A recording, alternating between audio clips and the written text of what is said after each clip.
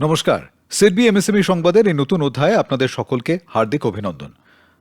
আজ পঞ্চম পর্ব এবং অত্যন্ত আকর্ষণীয় ও ট্রেন্ডিং একটি বিষয় আজ আমরা স্পর্শ করছি, স্টার্টআপ সাপোর্ট ইনিশিয়েটিভস এবং ভেঞ্চার ক্যাপিটাল সম্পর্কে আজ আমরা জানাবো।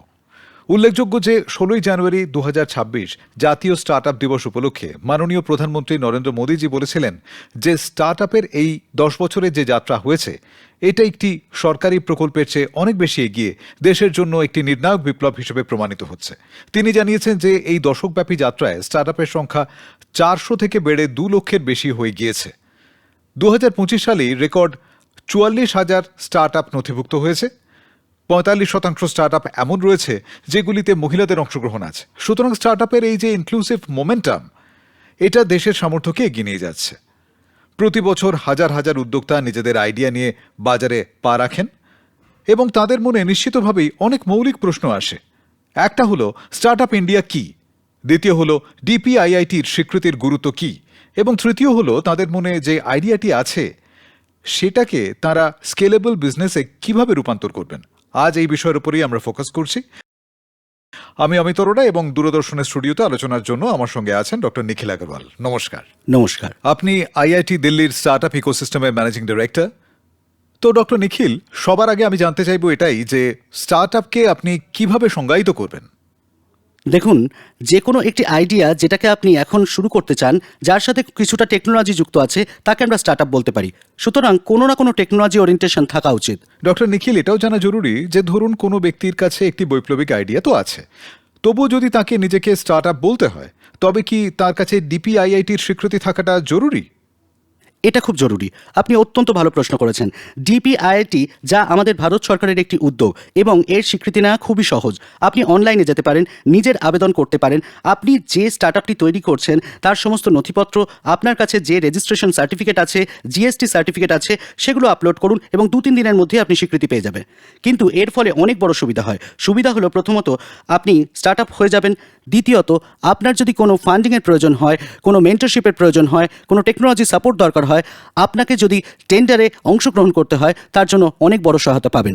এর ফলে অনেক সুবিধা আসতে পারে। বেশ, তো এখানে ডক্টর নিখিল একটি গুরুত্বপূর্ণ কথা বলেছেন যে union ministry of commerce and ইন্ডাস্ট্রির অধীনে একটি বিভাগ আসে, ডিপিআইআইটি, অর্থাৎ department for promotion of industry and internal trade, এবং এর স্বীকৃতির পরেই কোনো এমএসএমই বা ছোট ব্যবসায়ী নিজেদের ব্যবসাকে স্টার্টআপ কিন্তু বলতে পারে। স্যার, স্টার্টআপ এবং এমএসএমইর মধ্যে তফাৎ কি? সংজ্ঞার পার্থক্য রয়েছে। এখন যেমন স্টার্টআপ 2.0 সংজ্ঞা এই তো কয়েক সপ্তাহ আগেই জানানো হয়েছে যে আপনি যদি নতুন স্টার্টআপের আওতায় থাকেন, তবে আপনার যদি 100 কোটি টাকা পর্যন্ত টার্নওভার হয়, তবে আমরা তাকে স্টার্টআপ বলতে পারি। আপনার রেজিস্ট্রেশনের 10 বছর পর্যন্ত স্টার্টআপ হিসেবে গণ্য করা হবে এবং তাতে কোনো না কোনো টেকনোলজি ওরিয়েন্টেশন থাকতে হবে, কিছু প্রযুক্তি ব্যবহার করা হয়ে থাকতে হবে, তবেই আপনাকে স্টার্টআপ বলা হবে। বেশ, তাহলে আসুন একবার আপনাদের জানাই যে স্টার্টআপের সংজ্ঞা ঠিক কী। স্টার্টআপ হলো এমন একটি এন্টিটি বা ব্যবসা যা ডিপিআইআইটি থেকে স্বীকৃতি প্রাপ্ত। স্টার্টআপ ইনোভেশন, প্রোডাক্ট, সার্ভিস বা প্রসেসেসের উন্নতির উপরে কাজ করে থাকে। এই ব্যবসাগুলি স্কেলেবল হয় এবং বড় স্তরে কর্মসংস্থান ও সম্পদ তৈরির সম্ভাবনা রাখে। স্টার্টআপের যাত্রায় প্রুফ অফ কনসেপ্ট, ডক্টর নিখিল, এটা ঠিক কি? প্রুফ অফ কনসেপ্টের জন্য ধরুন, যেমন আপনি কোনো পণ্য তৈরি করলেন, তবে তার আগে আপনাকে এটা প্রমাণ করতে হবে যে এই কনসেপ্টটা কাজ করবে, আর এই কনসেপ্টটা, প্রোডাক্টটা কেমন বা কী ধরনের পরিষেবা, তখন আপনি আপনার প্রোডাক্ট তৈরি করে কিছু প্রোটোটাইপ বানাতে পারবেন। একটা শব্দ যা আমরা খুব শুনতে পাই তা হলো এমভিপি, এটা ঠিক কি? দেখুন, মিনিমাম ভায়াবল প্রোডাক্ট হলো যে পণ্যটি অন্তত এই পর্যায়ে পৌঁছে যাক যাতে সেটা বাজারে কোনো কিছু প্রমাণ করতে পারে।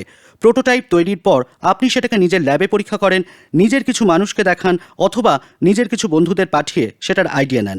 এরপর যখন আপনি সেই পণ্যটি গ্রাহককে দেন, তখন আমরা বলি মিনিমাম ভায়াবল প্রোডাক্ট, কারণ এটার ভিত্তি পর্যায়ে পণ্য হওয়া উচিত।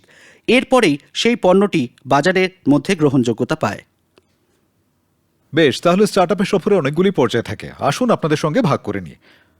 প্রথম পর্যায় হলো আইডিয়া, যেখানে একটি অনন্য সমস্যা সমাধানকারী চিন্তাকে ইনোভেশনের সঙ্গে একটি স্কেলেবল বিজনেস মডেলে রূপান্তর করা হয়। দ্বিতীয় পর্যায়ে ডিপিআইআইটির স্বীকৃতি, একটি ব্যবসাকে আনুষ্ঠানিকভাবে স্টার্টআপের মর্যাদা দেয়। তৃতীয় পর্যায়ে প্রুফ অফ কনসেপ্ট, এই স্তরে এটা প্রমাণিত হয় যে এই আইডিয়াটি কাজ করতে পারে। চতুর্থ পর্যায়ে এমভিপি, মিনিমাম ভায়াবল প্রোডাক্ট, অর্থাৎ বিজনেস আইডিয়ার পণ্য বা পরিষেবার সবচেয়ে সহজ এবং মৌলিক সংস্করণ তৈরি করা, যা আপনি পরীক্ষা করেন। আর পঞ্চম পর্যায়ে সাকসেসফুল ভ্যালিডেশন, অর্থাৎ স্টার্টআপকে স্কেল এবং ফান্ডিংয়ের জন্য প্রস্তুত করা। তো ডক্টর নিখিল, একবার আইডিয়ার ভ্যালিডেশন হয়ে গেলে ফান্ডিংয়ের প্রয়োজন পড়ে। এমন পরিস্থিতিতে আমরা ভেঞ্চার ক্যাপিটালের নাম তো শুনি। দর্শকদের বলুন, ভিসি ফান্ডিং কি? কোনো উদ্যোক্তা যদি কথা বলতে চান বা কাজ করতে চান, তবে তিনি সেটা কিভাবে করবেন, তার জন্য সবার আগে হলো বুটস্ট্র্যাপিং। অর্থাৎ হয় আপনার নিজের বাড়ির লোক টাকা দেবেন, অথবা আপনার বন্ধুরা টাকা দেবেন, কিংবা আপনার খুব বিশ্বাস করেন এরম মানুষজন টাকা দেবেন। এঞ্জেল ইনভেস্টর কি এবং তিনি ভেঞ্চার ক্যাপিটালের থেকে কিভাবে আলাদা? অ্যাঞ্জেল ইনভেস্টর আপনার ইকুইটি পার্টিসিপেশন করবে, তার মানে আপনার মালিকানার অংশীদার হবেন। অ্যাঞ্জেল ইনভেস্টর সবসময় চাইবেন স্টার্টআপকে সাহায্য করতে, তাকে মেন্টরশিপ প্রদান করতে, ব্যবসা পাইয়ে দিতে এবং একটা সাপোর্ট দিতে, কারণ তার ঝুঁকি অনেকটাই বেশি। তার ঝুঁকি অনেক বেশি কারণ তিনি টাকা বিনিয়োগ করেছেন। এরপর যখন আপনার অ্যাঞ্জেল ফান্ডিংয়ের পর্যায়টি পেরিয়ে যায়, তখন আপনার বেশি টাকার প্রয়োজন পড়ে, কারণ আপনার এমভিপিটি মার্কেট তৈরি করে। এরপর আপনার প্রি সিড স্টেজ, আপনার সিড স্টেজ। তো সিড স্টেজ এবং প্রি সিড স্টেজের মধ্যে আপনি প্রুফ অফ কনসেপ্ট বানাচ্ছেন, এমভিপি বানাচ্ছেন। তারপর আসে আপনার ভেঞ্চার ক্যাপিটাল, যেটাকে আমরা স্ট্রাকচার্ড ফান্ডিং বা ইনস্টিটিউশনাল ফান্ডিং বলি, যেটা ভেঞ্চার ক্যাপিটাল হয়ে যায়। তাতে series A, series B, series C, series D এইভাবে এগিয়ে চলতে থাকে। যখন আপনার কোম্পানিটা অনেকটা বড় হয়ে যায়, আপনার স্কেল আপ প্রয়োজন হয়, তখন আপনার প্রয়োজন পড়ে পিই ফান্ডের, যাকে বলা হয় প্রাইভেট ইকুইটি ফান্ড। আর প্রাইভেট ইকুইটি ফান্ডের পর আমরা করি আইপিও। তো স্টার্টআপের যে ফান্ডিং, তার প্রধান পর্যায়গুলি কি কি, আসুন একবার নোট করে নিই আমরা। স্টার্টআপ ফান্ডিং এর প্রধান পর্যায় সমূহ: প্রি সিড স্টেজ, এখানে আইডিয়া তৈরি করা এবং প্রাথমিক গ্রাউন্ড ওয়ার্কের উপর ফোকাস করা হয়। সিড স্টেজ অর্থাৎ প্রোটোটাইপ ডেভেলপমেন্ট এবং প্রুফ অফ কনসেপ্টে সহায়তা প্রদান করা। সিরিজ এ ফান্ডিং, বিজনেস মডেল ভ্যালিডেট হওয়ার পর সেটাকে স্কেল দিতে সাহায্য করে। সিরিজ বি ফান্ডিং গ্রোথ এবং মার্কেট এক্সপ্যানশনকে সাপোর্ট করে এবং পরবর্তী ফান্ডিং রাউন্ডগুলো ম্যাচুরিটি এবং লং টার্ম স্কেলের উপরে ফোকাস করে। ডক্টর নিখিল, ভিসি ইন্ডাস্ট্রিকে চাঙ্গা করার জন্য ফান্ড অফ ফান্ডসের কথা বলা হয়, তো এটা ঠিক কি? আপনি খুব ভালো প্রশ্ন করেছেন যে ভারত সরকার প্রায় 10,000 কোটি টাকার একটি ফান্ড অফ ফান্ডস তৈরি করেছে, যার মধ্যে ভিসিরা তাদের নিজস্ব ফান্ড তৈরির জন্য ভারত সরকারের কাছে সেই টাকা চাইতে পারেন। ধরুন, কোনো ভিসি যদি 100 কোটি টাকার একটি ফান্ড তৈরি করে, তবে সে এলপি হিসেবে এবং বিনিয়োগ হিসেবে ভারত সরকারের ফান্ড অফ ফান্ডস থেকে 35% সহায়তা পেতে পারেন। প্রায় এই ফান্ড অফ ফান্ডসের মাধ্যমে 140টি ফান্ডকে সহায়তা প্রদান করা হয়েছে এবং সেই ফান্ডগুলো পরবর্তীকালে বাজারে 25,000 কোটি টাকা বিনিয়োগ করেছে। সুতরাং আপনি যদি দেখেন, তবে 10,000 কোটির বিনিয়োগ থেকে 25,000 কোটি টাকার বিনিয়োগের অর্থনৈতিক মূল্য ভারতের স্টার্টআপদের সাহায্য করার জন্য পৌঁছচ্ছে। কিন্তু ভেঞ্চার ক্যাপিটাল ফান্ডিং তো আমরা অনেক শুনেছি, এর পাশাপাশি কখনো কখনো ভেঞ্চার ডেট শব্দটিও শুনতে পাওয়া যায়। হ্যাঁ, ভেঞ্চার ডেট ব্যাংক থেকে, এনবিএফসি থেকে অথবা কোনো ফিনটেক স্টার্টআপ থেকে আপনি ভেঞ্চার ডেট নিতে পারেন। তার মধ্যে আলাদা আলাদা স্তরে যে সুদের হার তার তফাৎ হতে পারে। কিন্তু ডক্টর নিখিল, আমি যদি ভেঞ্চার ডেট বা ভেঞ্চার ক্যাপিটাল নিই, তাহলে সেগুলো শুধু ফান্ডিংয়ের মধ্যেই কিন্তু সীমাবদ্ধ নয়। আমি কি এটার মাধ্যমে মেন্টরশিপ, নেটওয়ার্ক এবং কানেকশনও পেতে পারি? তো যিনি ইনভেস্টর হন, তার সবচেয়ে বড় ভূমিকা কি হয়, সেটা হলো মেন্টরশিপ। ভালো মেন্টরশিপ প্রদান করা। ভালো কোনো সঙ্গী যদি আপনার সাথে থাকে, বলে না 1 আর 1 মিলে 11, তো আপনারা 1 আর 1 মিলে 11 করতে পারেন। ভালো মেন্টর ইনভেস্টরই হতে পারেন, কারণ তার টাকা বিনিয়োগ করা হয়ে থাকে। ইনভেস্টমেন্ট, প্রতিটি স্তরেই স্টার্টআপের ইনভেস্টমেন্ট প্রয়োজন। আজ হয়তো আপনার 5 লাখ প্রয়োজন, কখনো 50 লাখ, কখনো 5 কোটি প্রয়োজন, আবার ভবিষ্যতে হয়তো 500 কোটি প্রয়োজন।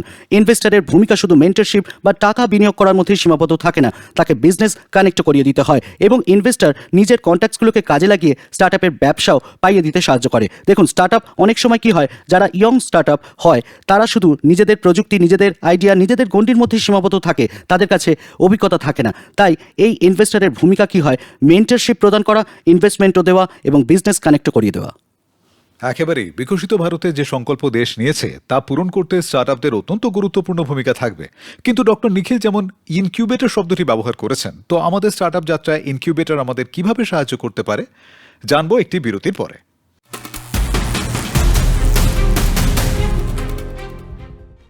भारत की एमएसएमईज हमारी अर्थव्यवस्था की असली ताकत है, लेकिन आगे बढ़ने के लिए समय पर वर्किंग कैपिटल सबसे जरूरी है। पेश है तिडबी डिजिकैश, एमएसएमईज के लिए तेज, पारदर्शी और पूरी तरह डिजिटल वर्किंग कैपिटल समाधान। पूरी तरह ऑनलाइन प्रक्रिया के जरिए पाएं कार्यशील पूंजी सीमा और पूंजी सावधि ऋण रोजमर्रा की जरूरतों, कच्चा माल, जरूरी ऑर्डर्स या मौजूदा लिमिट ट्रांसफर के लिए 10 लाख से 5 करोड़ तक की फंडिंग। सिडबी डिजिकैश, आसान, स्मार्ट और digital first working capital Bharat की एमएसएमईज की प्रगति के लिए। सिडबी एमएसएमई को समझता है। सिडबी एमएसएमईज के लिए लेकर आया है एज एमएसएमई को नए वित्तीय समाधान प्रदान करता है, जिनके माध्यम से आप नए डीजी सेट खरीद सकते हैं या पुराने डीजी सेट को बदलकर स्वच्छ पर्यावरण में योगदान दे सकते हैं। इस योजना की मुख्य विशेषताएं 3 करोड़ रुपए तक का टर्म लोन, 5 साल तक की विनिमय पूर्ण भुगतान अवधि, आकर्षक ब्याज दरें, तेज और ऑनलाइन आवेदन प्रक्रिया। सिडबी एज चुनें और अपने व्यवसाय को स्थायी रूप से सशक्त बनाएं।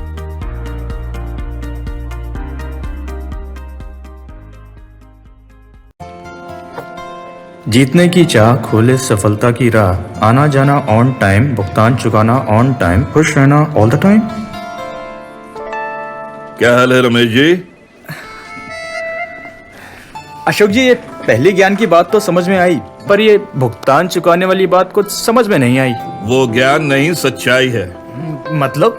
कारोबार को आगे बढ़ाने के लिए वित्तीय सहायता की जरूरत पड़ सकती है, जो आपका बैंक समय समय पर लोन देकर कर सकता है, लेकिन इसके लिए आपको बैंक लोन का भुगतान भी नियमित तौर पे करना होगा। ओह अच्छा, और क्या करना होगा? सबसे जरूरी बात, जिस उद्देश्य से लोन लिया है उसी के लिए इस्तेमाल करना चाहिए और किसी काम के लिए नहीं। और लोन हमेशा समय पर चुकाना चाहिए। अब समझे? तो भुगतान करो ऑन टाइम और खुश रहो ऑल द टाइम। आरबीआई कहता है, बनो जानकार, बढ़ाओ व्यापार।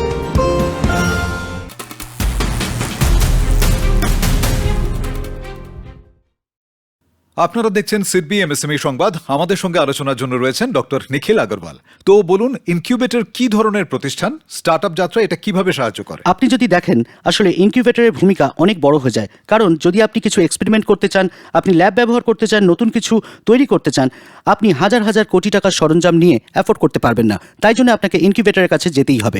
ভারতে প্রায় 1500 থেকে 2000-এর কাছাকাছি ইনকিউবেটর আছে। আপনি আপনার কাছাকাছি ইনকিউবেটরের কাছে যেতে পারেন। সেই ইনকিউবেটর প্রথমত আপনাকে মেন্টরশিপ দেবে, দ্বিতীয়ত আপনাকে প্রযুক্তির সুবিধা দেবে। যেখানে আপনার 3D প্রিন্টার প্রয়োজন হয়, কোনো টেস্টিংয়ের প্রয়োজন হয়, বায়োমেডিক্যালের ক্ষেত্রে কিছু করার থাকে, এমনকি যদি সোশ্যাল স্টার্টআপে করতে চান, সেক্ষেত্রেও আপনি সহায়তা পাবেন। সেখানে ভারত সরকার বিভিন্ন প্রকল্পগুলো ইনকিউবেটররা যথেষ্ট পরিমাণে পরিচালনা করছে এবং প্রয়োজনে ফান্ডও উপলব্ধ থাকে। আচ্ছা, অর্থাৎ ইনকিউবেটরের অত্যন্ত গুরুত্বপূর্ণ প্রতিষ্ঠান এবং এরা আপনাদের হ্যান্ড হোল্ড করে, মেন্টরশিপ দেয়, বিনিয়োগও করতে পারে এবং টেকনোলজি ট্রান্সফারও করে থাকে। বেশ, কিন্তু আপনি যেমন বললেন যে সরকারি প্রকল্পের সঙ্গেও এরা আপনাদের যুক্ত করে, তো এই মুহূর্তে আমরা যদি ভারতের কথা বলি, তবে এমন কোন কোন প্রধান গভর্নমেন্ট স্কিমস রয়েছে যা আপনাদের স্টার্টআপে সহায়তা করে? ডিপিআইআইটির একটি স্কিম হলো SISFS, startup India seed fund scheme. এটার অধীনে আপনি 20 লাখ থেকে 50 লাখ টাকা পর্যন্ত গ্রান্ট বা ইকুইটি সাপোর্ট পেতে পারেন। ক্রেডিট গ্যারান্টি, MSME এবং এই ধরনের কাজ করে থাকে। এতে প্রায় 20 কোটি টাকা পর্যন্ত আপনি যে কোনো নোটিফাইড ইনস্টিটিউট, NBFC বা ব্যাংক থেকে লোন হিসেবে পেতে পারেন। তবে এর জন্য আপনাকে ব্যবসাটা কিছুটা এগোতে হবে। একদম প্রাথমিক স্তরে এটা পাওয়া যায় না, কিন্তু যখন আপনাকে স্কেল আপের প্রয়োজন হবে, যখন আপনার বেশি টাকার প্রয়োজন হবে, আপনি আপনার ইকুইটিকে ডাইলিউট করতে যদি না চান, তখন আপনি ব্যাংকের কাছে যেতে পারেন। এটাও এক ধরনের ভেঞ্চার ডেট, যে আপনি ব্যাংক থেকে ক্রেডিট পাচ্ছেন, যা আপনি আপনার ওয়ার্কিং ক্যাপিটাল হিসেবে ব্যবহার করতে পারেন, পরে ব্যাংককে পরিশোধ করে দিতে পারেন। বেশ, তো ডক্টর নিখিল আগরওয়াল যেমন জানালেন যে স্টার্টআপদের জন্য ফান্ডিংয়ের অনেক উৎস রয়েছে। আসুন আপনাদের জন্য একবার রিক্যাপ করে নিই। স্টার্টআপদের জন্য উপলব্ধ ফান্ডিংয়ের উৎসসমূহ: বুটস্ট্র্যাপিং, ব্যক্তিগত বা অভ্যন্তরীণ তহবিলের ব্যবহার করা; এঞ্জেল ইনভেস্টর, এমন বিনিয়োগকারী যারা স্টার্টআপে ব্যক্তিগত পুঁজি বিনিয়োগ করেন; সরকার পরিচালিত seed scheme, proof of concept এবং ট্রায়ালগুলোকে সাপোর্ট করে; ভেঞ্চার ক্যাপিটাল, স্কেলিংয়ের জন্য ইকুইটি ফান্ডিং প্রদান করে; ভেঞ্চার ডেট, ইকুইটি ডাইলিউশন ছাড়াই লোন ফান্ডিং প্রদান করে। আপনারা দেখছেন অনুষ্ঠান সিডবি এমএসএমই সংবাদ, যেখানে প্রতিটি উদ্যোগের গল্প হয়ে উঠবে প্রেরণা। আজ যে সাকসেস স্টোরি আমরা আপনাদের সঙ্গে ভাগ করে নিচ্ছি, সেটা এমন এক ভারতীয় স্টার্টআপের কথা যারা মহাকাশে পাড়ি দিয়েছে। আসুন দেখে নিই।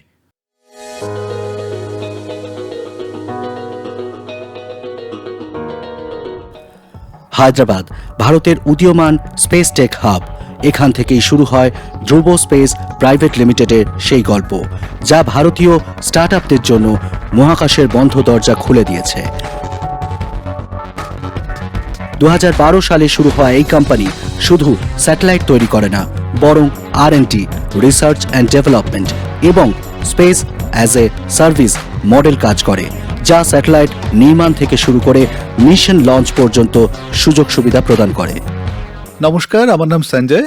আমি ধ্রুব স্পেস প্রাইভেট লিমিটেডের প্রতিষ্ঠাতা এবং সিইও। আমরা 2012 সালে এই কোম্পানিটি শুরু করেছিলাম মূলত ভারতে প্রাইভেট স্পেস ইন্ডাস্ট্রির নেতৃত্ব দেওয়ার লক্ষ্য নিয়ে। আমরা 2012-তে ধ্রুব স্পেস শুরু করেছিলাম একটাই লক্ষ্য নিয়ে, যে প্রাইভেট স্পেস ইন্ডাস্ট্রিতে ভারতকে আত্মনির্ভর বানাতে হবে। এই লক্ষ্যকে বাস্তবে রূপ দেওয়ার ক্ষেত্রে একটি গুরুত্বপূর্ণ প্রথম পদক্ষেপ ছিল আমাদের ডিপিআইআইটি রেজিস্ট্রেশন, যেটা আমাদের জন্য বিশ্বাসের একটি শিলমোহর হিসেবে কাজ করেছে, যার ফলে অনেক সরকারি প্রকল্প এবং সহায়তার সুযোগ পাওয়ার পথ খুলে গেছে।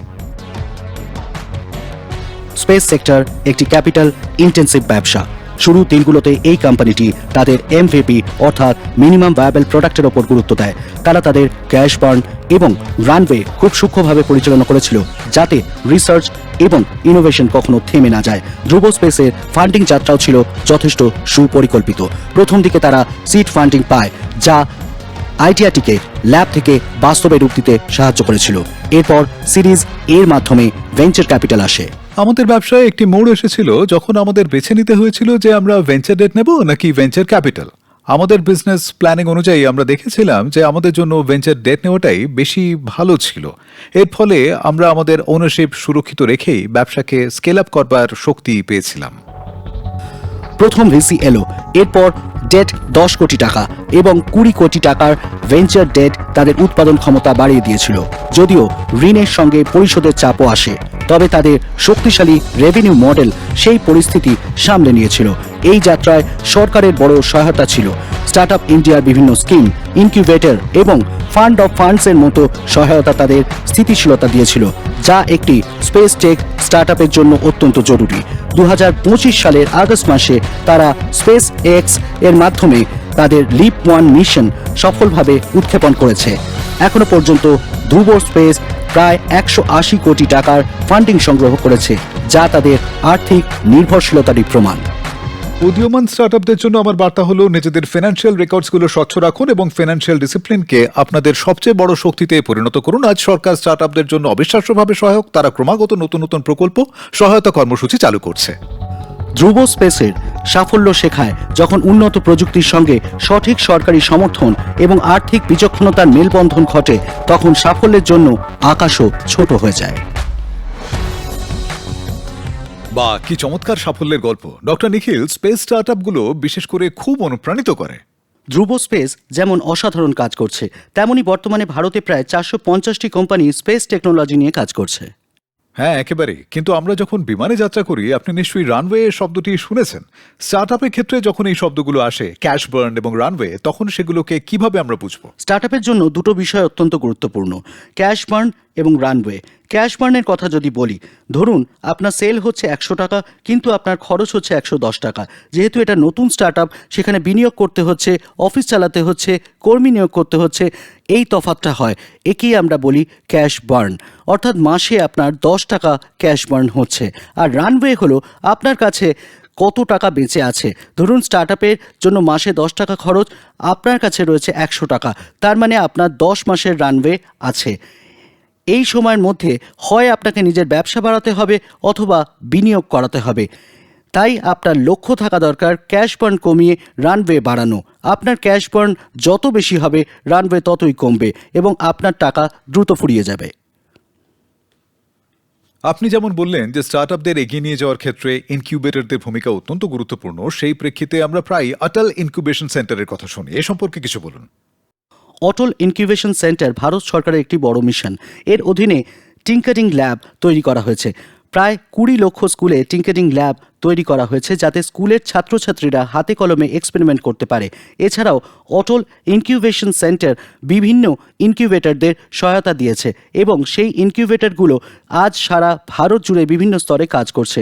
অটল ইনকিউবেশন সেন্টারের সবচেয়ে গুরুত্বপূর্ণ দিক হলো এদের মেন্টররা।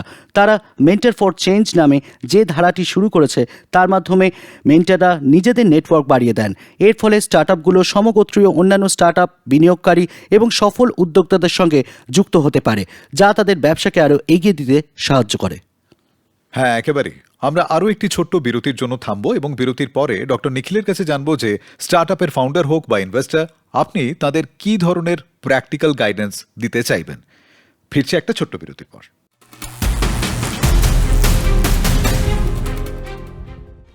भारत की एमएसएमईज हमारी अर्थव्यवस्था की असली ताकत है, लेकिन आगे बढ़ने के लिए समय पर वर्किंग कैपिटल सबसे जरूरी है। पेश है सिडबी डिजिकैश, एमएसएमईज के लिए तेज, पारदर्शी और पूरी तरह डिजिटल वर्किंग कैपिटल समाधान। पूरी तरह ऑनलाइन प्रक्रिया के जरिए पाएं कार्यशील पूंजी सीमा और पूंजी सावधि ऋण, रोजमर्रा की जरूरतों, कच्चा माल, जरूरी ऑर्डर्स या मौजूदा लिमिट ट्रांसफर के लिए 10 लाख से 5 करोड़ तक की फंडिंग। सिडबी डिजिकैश, आसान, स्मार्ट और digital first working capital Bharat की एमएसएमईज की प्रगति के लिए। सिडबी एमएसएमई को समझता है। सिडबी एमएसएमईज के लिए लेकर आया है एज। एज एमएसएमई को नए वित्तीय समाधान प्रदान करता है, जिनके माध्यम से आप नए डीजी सेट खरीद सकते हैं या पुराने डीजी सेट को बदलकर स्वच्छ पर्यावरण में योगदान दे सकते हैं। इस योजना की मुख्य विशेषताएं: 3 करोड़ रुपए तक का टर्म लोन, 5 साल तक की विनिमय पूर्ण भुगतान अवधि, आकर्षक ब्याज दरें, तेज और ऑनलाइन आवेदन प्रक्रिया। सिडबी एज चुनें और अपने व्यवसाय को स्थायी रूप से सशक्त बनाएं।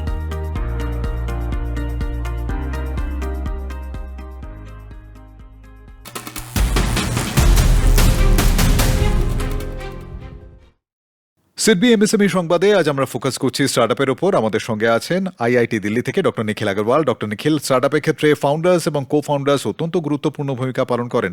আপনি তাদের কি ধরনের ব্যবহারিক পরামর্শ দিতে চাইবেন? যেটা আমি বললাম, একটা ভালো টিম। দ্বিতীয় হলো বিনিয়োগকারী। আপনি কার কাছ থেকে কখন টাকা নিচ্ছেন, কি শর্তে নিচ্ছেন, তা ইকুইটি হিসেবে নিচ্ছেন না ডেট হিসেবে। এরপর বলবো সবসময় ভবিষ্যৎমুখী চিন্তাভাবনা রাখুন। আর তৃতীয়, ইনোভেশনের ওপর জোর দিন, ভ্যালুয়েশনে নয়, ইনোভেশনে নজর দিন। বেশ, আর আমরা যদি বিনিয়োগকারীদের কথা বলি, তবে ইনভেস্টরদের কি ধরনের চ্যালেঞ্জের মুখোমুখি হতে হয়? ইনভেস্টরের সবচেয়ে বড় ঝুঁকি হলো তিনি যাকে টাকা দিচ্ছেন সেটা দেখে নেওয়া উচিত যে তার টেকনোলজি ভ্যালিডেট করা আছে কিনা, প্রযুক্তিটি সঠিক কিনা। তাকে সঠিক দিশা দেখানো, তাকে জানানো যে কিভাবে প্রোডাক্টটিকে রিকনফিগার করে আপনি বাজারে নিয়ে আসতে পারেন। যদি আপনাকে বিদেশের বাজারে প্রোডাক্ট নিয়ে যেতে হয় তবে তা কিভাবে যেতে পারেন। তাই ইনভেস্টরের ভূমিকা অনেক বেড়ে যায়। কিন্তু আমি যদি জেন্ডার ইকুইটি নিরিখে আপনাকে জিজ্ঞাসা করি, গত 10 বছরের সফরে যেমন আমরা 45% স্টার্টআপে মহিলাদের অংশগ্রহণ দেখতে পাচ্ছি, তাহলে কি আমরা এটা বলতে পারি যে পুরুষ হোক বা মহিলা হোক উভয়ই স্টার্টআপে সমানভাবে স্বতঃস্ফূর্ত অংশগ্রহণ করছেন? আজ আপনি যদি দেখেন তবে এটা ভারতের একটি অনন্য পরিসংখ্যান যে আজ 45% মহিলা স্টার্টআপে এগিয়ে এসেছেন। এর অর্থ হলো মহিলারা প্রযুক্তি এবং উদ্যোক্তা হিসেবে সামনে এগিয়ে চলেছেন। আচ্ছা, চলুন এবার অনুষ্ঠানে দর্শকদের প্রশ্নগুলো অন্তর্ভুক্ত করি। আপনাদের মনে থাকবে যে চতুর্থ পর্বের থিম ছিল ক্রেডিট, অ্যাভেলেবিলিটি অ্যান্ড ডিসিপ্লিন, এবং এই মুহূর্তে আপনাদের প্রশ্নের উত্তর দেওয়ার জন্য অনলাইন মাধ্যমে আমাদের সঙ্গে যুক্ত হচ্ছেন শ্রী ভবেশ সেন, এমডি এবং সিইও, ট্রান্স ইউনিয়ন সিভিল। ভবেশজি, আমাদের সঙ্গে যোগ দেওয়ার জন্য আপনাকে অনেক ধন্যবাদ। নমস্কার। আমাদের কাছে অনেক প্রশ্ন এসেছে। প্রথম প্রশ্নটি উত্তরপ্রদেশের কানপুর থেকে রমেশ ভার্মা জিজ্ঞাসা করেছেন, আমার কাছে অর্ডার আসছে, ব্যবসাও ঠিকঠাক চলছে, আমাদের বিক্রি হচ্ছে এবং বাজারে চাহিদাও বেশ ভালো, তা সত্ত্বেও ব্যাংক লোন দিতে রাজি হচ্ছে না। এর কারণ কি হতে পারে? রমেশজি, সাধারণত সমস্যা বিজনেস মডেল বা পোটেনশিয়ালের মধ্যে থাকে না। ব্যাংক বিজনেস পোটেনশিয়ালের পাশাপাশি আপনার ফাইন্যান্সিয়াল ডিসিপ্লিন এবং আপনার ডকুমেন্টেশনও দেখে থাকে। ফাইন্যান্সিয়াল ডিসিপ্লিন তারা দেখেন যে আপনি লোনের কিস্তি সঠিক সময়ে পরিশোধ করছেন কিনা, দ্বিতীয়ত আপনি নিয়মিত ট্যাক্স ফাইল করছেন কিনা, তৃতীয়ত আপনার ব্যাংক স্টেটমেন্ট এবং ক্যাশ ফ্লোর স্বচ্ছতা কতটা। যখন ব্যাংক আপনাকে লোন দেয় তারা এই সমস্ত প্যারামিটারগুলো দেখে, তারপর আপনাকে লোন দেয়। হতে পারে যদি আপনার ব্যাংক স্টেটমেন্ট বা ক্যাশ ফ্লোতে কিছুটা অনিয়ম থাকে বা অস্বচ্ছতা থাকে, তার কারণেও ব্যাংক লোন দিতে সমস্যা করতে পারে। আপনাকে অনেক ধন্যবাদ ভবেশজি। আর দ্বিতীয় প্রশ্নটি মধ্যপ্রদেশের রাজধানী ভোপাল থেকে এসেছে। জয়দীপজি জিজ্ঞাসা করেছেন যে তার প্যাকেজিং মেটেরিয়ালের একটি ছোট ম্যানুফ্যাকচারিং ইউনিট আছে। এখন সিজনে তার অর্ডার বেড়েছে এবং ফ্যাক্টরি দিনরাত চলছে। বর্তমানে দুটি বড় অর্ডারও এসেছে, আর তাতে তার দুশ্চিন্তা কিছুটা বেড়ে গেছে, কারণ র মেটেরিয়াল অবিলম্বে প্রয়োজন। শ্রমিকদের ওভারটাইম দিতে হবে এবং সাপ্লায়ার্স অ্যাডভান্স চাইছেন। তিনি বলছেন যে ক্যাশ ফ্লোতে টান আছে, কিন্তু কাজ থামিয়ে রাখাও সম্ভব নয়। এমতাবস্থায় তিনি টাকা কোথা থেকে পাবেন? এমন কোনো ব্যাংক, এনবিএফসি বা ফিনটেক কি আছে যারা দ্রুত অ্যাপ্রুভাল দিয়ে দেবে? জয়দীপজি, আমি আপনাকে বলতে চাইবো, সবার আগে আপনি দেখুন লোন স্বল্প সময়ের জন্য না দীর্ঘ সময়ের জন্য। যদি আপনি স্বল্প সময়ের জন্য লোন নেন তাহলে শর্ট টার্ম ওয়ার্কিং ক্যাপিটাল নিন। যদি আপনি আপনার ফ্যাক্টরি এক্সপেনশন করতে চান তাহলে দীর্ঘ সময়ের জন্য লং টার্ম লোন নিন। সেই লোন নেওয়ার জন্য আপনি বেসিক ডকুমেন্টেশন লাগবে এবং আপনি সেই লোন একটি ব্যাংক থেকে নিতে পারেন বা আরবিআই রেজিস্টার্ড নন ব্যাংক ফাইন্যান্স কোম্পানি থেকেও নিতে পারেন, অথবা আপনি এনবিএফসি, ফিনটেক বা আরবিআই রেজিস্টার্ড যে কোনো জায়গা থেকে নিতে পারেন, লোন নিতে পারেন এবং আপনার প্রয়োজন অনুযায়ী সেটা। দর্শকদের প্রশ্নের উত্তর দেওয়ার জন্য ভবেশজি আপনাকে অনেক অনেক ধন্যবাদ। Thank you very much for joining us. নমস্কার। বেশ, তো এই ছিল দর্শকদের প্রশ্ন। আর আপনারাও যদি সিডবি এমএসএমই সংবাদের অংশ হতে চান, অনুষ্ঠানে কোনো প্রশ্ন জিজ্ঞাসা করতে চান বা ফিডব্যাক দিতে চান, তবে আমাদের ইমেল অ্যাড্রেস নোট করে নিন, samvad@sidbi.in। যেতে যেতে আপনি আর কি বলতে চাইবেন? আমার নিজের যে স্বপ্ন রয়েছে তা হলো ইন্ডিয়ার নাম ইনোভেশন দিয়ে দেওয়া উচিত। I for India, I for innovation. তাহলে বিদায় নেওয়ার আগে আমি আপনাদের জানাতে চাই যে এই সিরিজের 6ষ্ঠ পর্বের থিম থাকবে ওয়ার্কিং ক্যাপিটাল সলিউশনস। আজ অনুষ্ঠানে এসে আলোচনায় অংশ নেওয়ার জন্য ডক্টর নিখিল আগরওয়াল, আপনাকে অনেক অনেক ধন্যবাদ। Thank you very much. Thank you.